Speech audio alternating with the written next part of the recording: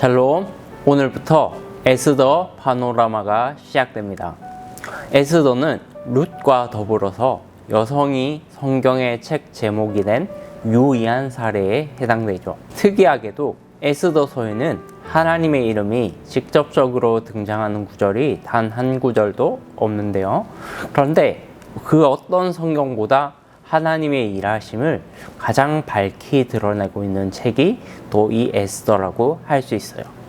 오늘부터 시작되는 에스더 말씀을 통해서 역사의 무대 뒤에서 모든 것을 주관하시는 하나님의 주권과 은혜에 순복하는 서울중앙교회 모든 성도님들 되시기를 축복합니다. 오늘 함께 보실 말씀은 에스더 1장 말씀이에요. 에스더 제1장.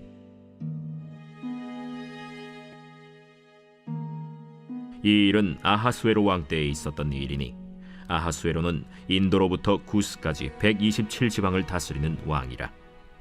당시에 아하수에로 왕이 수산궁에서 즉위하고 왕위에 있은 지 제3년에 그의 모든 지방관과 신하들을 위하여 잔치를 베푸니 바사와 메대의 장수와 각 지방의 귀족과 지방관들이 다 왕 앞에 있는지라. 왕이 여러 날 곧 180일 동안에 그의 영화로운 나라의 부함과 위엄의 혁혁함을 나타내니라. 이 날이 지남에 왕이 또 도성수산에 있는 귀천간의 백성을 위하여 왕궁 후원들에서 7일 동안 잔치를 베풀세 백색, 녹색, 청색 휘장을 자색 가는 배줄로 대리석 기둥 은고리에 매고 금과 은으로 만든 걸상을 화반석, 백석, 운모석, 흑석을 깐 땅에 진설하고 금잔으로 마시게 하니 잔의 모양이 각기 다르고 왕이 풍부하였으므로 어주가 한이 없으며 마시는 것도 법도가 있어 사람으로 억지로 하지 않게 하니 이는 왕이 모든 국내 관리에게 명령하여 각 사람이 마음대로 하게 함이더라. 왕후 와스디도 아하수에로 왕궁에서 여인들을 위하여 잔치를 베푸니라. 제7일에 왕이 주흥이 일어나서 어전 넷이 무후만과 비스다와 하르보나와 빅다와 아박다와 세달과 가르가스 7사람을 명령하여 왕후 와스디를 청하여 왕후의 관을 정제하고 왕 앞으로 나오게 하여 그의 아리따움을 뭇 백성과 지방관들에게 보이게 하라 하니 이는 왕후의 용모가 보기에 좋음이라. 그러나 왕후 와스디는 내시가 전하는 왕명을 따르기를 싫어하니 왕이 진노하여 마음속이 불붙는 듯 하더라. 왕이 사례를 아는 현자들에게 묻되 왕이 규례와 법률을 아는 자에게 묻는 전례가 있는데 그때 왕에게 가까이하여 왕의 기색을 살피며 나라 첫 자리에 앉은 자는 바사와 메대의 7지방관 곧 가르스나와 세달과 아드마다와 다시스와 메레스와 마르스나와 무무간이라. 왕후 와스디가 내시가 전하는 아하수에로 왕의 명령을 따르지 아니하니 규례대로 하면 어떻게 처치할까? 무무간이 왕과 지방관 앞에서 대답하여 이르되 왕후 와스디가 왕에게만 잘못했을 뿐 아니라 아하수에로 왕의 각 지방의 관리들과 뭇 백성에게도 잘못하였나이다. 아하수에로 왕이 명령하여 왕후 와스디를 청하여도 오지 아니하였다 하는 왕후의 행위의 소문이 모든 여인들에게 전파되면 그들도 그들의 남편을 멸시할 것인즉 오늘이라도 바사와 메대의 귀부인들이 왕후의 행위를 듣고 왕의 모든 지방관들에게 그렇게 말하리니 멸시와 분노가 많이 일어나리이다. 왕이 만일 좋게 여기실진데 와스디가 다시는 왕 앞에 오지 못하게 하는 조서를 내리되 바사와 메대의 법률에 기록하여 변개함이 없게 하고 그 왕후의 자리를 그보다 나은 사람에게 주소서. 왕의 조서가 이 광대한 전국에 반포되면 귀천을 막론하고 모든 여인들이 그들의 남편을 존경하리이다. 왕과 지방관들이 그 말을 옳게 여긴지라. 왕이 무무간의 말대로 행하여 각 지방 각 백성의 문자와 언어로 모든 지방에 조서를 내려 이르기를 남편이 자기의 집을 주관하게 하고 자기 민족의 언어로 말하게 하라 하였더라.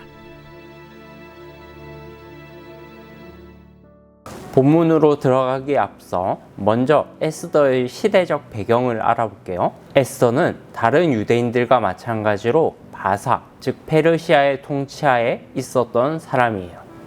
당시 페르시아 왕은 절대 군주로 군림했던 아하수에로 왕이었습니다. 우리에게는 크세르크세스라고도 많이 알려져 있는 왕이에요. 아하수에로가 통치하던 기간이 대략 BC 486년에서 465년, 약 20년 동안이니까 에스더서의 시간적 배경은 BC 458년 에스라를 통하여 제2차 포로기한 사이에 일어났던 이야기라고 할 수 있겠습니다. 당시 페르시아는 명실상부 세계 최강대국이었어요. 1절에 보면 아하수에로 왕이 인도로부터 구스까지 127지방을 다스렸다고 나오는데, 구스는 오늘날의 에티오피아를 가리킵니다.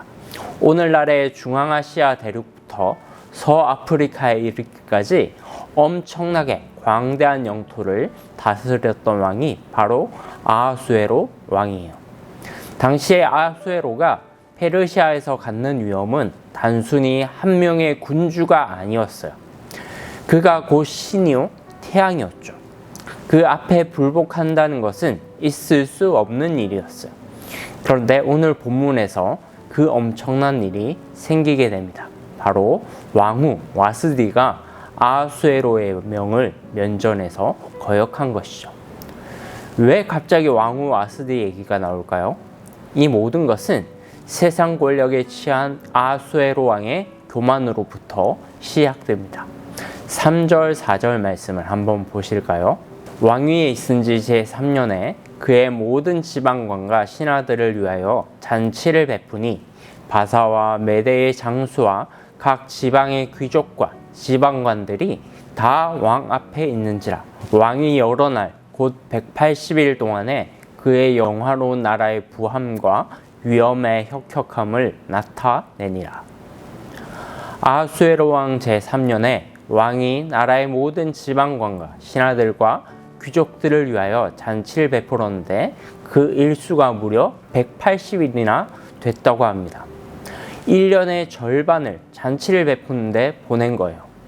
물론 180일 동안 나라의 정사를 하나도 돌보지 않고 24시간 동안 잔치를 베풀었다고 보기는 좀 어렵겠죠. 아마 이 말은 1년 동안 잔치를 여러 번 베풀었는데 그 날수의 총합이 180일이었다라고 이해하는 게 좋을 것 같아요. 어쨌든 아하수에로가 이렇게 오랫동안 잔치를 베풀었던 목적은 딱 하나예요. 자기 왕국의 부강함과 능력을 온 백성들 앞에서 과시하기 위함이었죠.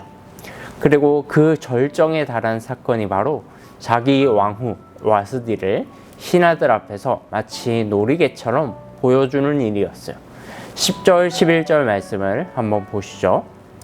제7일에 왕이 주흥이 일어나서 어전 내시 무흐만과 비스다와 하르보나와 빅다와 아박다와 세달과 가르가스 7사람을 명령하여 왕후 와스디를 청하여 왕후의 관을 정제하고 왕 앞으로 나오게 하여 그의 아름다움을 뭇 백성과 지방관들에게 보이게 하라 하니 이는 왕후의 용모가 보기에 좋음이라. 7일 동안 연속해서 잔치를 베풀고 나니까 왕이 완전히 취해버렸어요. 술에 취하면 사람이 어떻게 되나요? 네, 정상적인 판단 능력을 잃어버리게 되죠. 왕도 마찬가지였어요. 취기가 너무 많이 올라와서 자기 아내인 왕후에게 정말 사람으로서, 남편으로서 도저히 하지 못할 행동을 시키게 됩니다. 바로 왕후의 관을 잘 갖춰서 모든 백성과 지방관에게 당신의 아름다운 자태를 보이라고 명령한 것이죠. 그의 아름다움을 뭇 백성과 지방관들에게 보이게 하라는 것은 성경이라서 완곡하게 표현을 했지만 직설적으로 말하면 당신이 얼마나 성적으로 아름다운 여인인지를 만 백성에게 보이라는 뜻이에요. 즉 왕관만 머리에 쓴 채로 벌거벗고 신하들 앞에 나오라는 것이죠. 이것만 봐도 아하수에로가 자기 아내를 전혀 인격적으로 사랑하고 있지 않으며 왕비마저도 자신 같은 절대 군주 앞에서는 한낱 놀이에 불과하다는 것을 드러낸 것이죠. 사랑하는 여러분, 세상 권력과 재물에 눈먼 사람이 얼마나 심각하게 타락할 수 있는지 우리는 아하수에로의 행동을 통해서 알아야 해요. 여러분은 스스로 인생에서 성공했다고 생각하시나요? 나 정도면 잘 살았지? 라고 생각하시나요?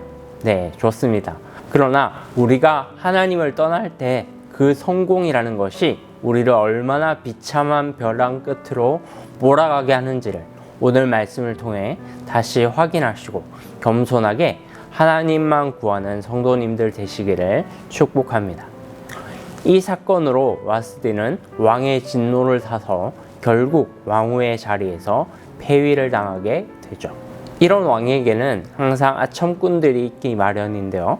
14절에 보면 그때 왕에게 가까이 하여 왕의 기색을 살피는 자들이 있었다라고 말하고 있어요.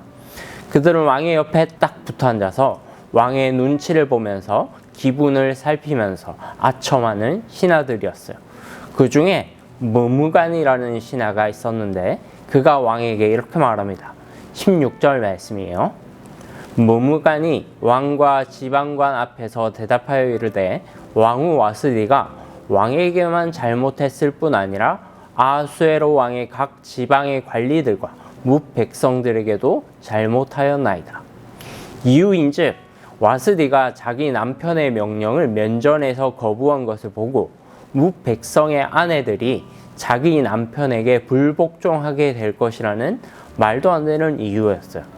그러나 절대 군주여 곧 그 자신이 신이었던 아하수에로에게는 이 조언이 솔깃한 조언이 되었습니다.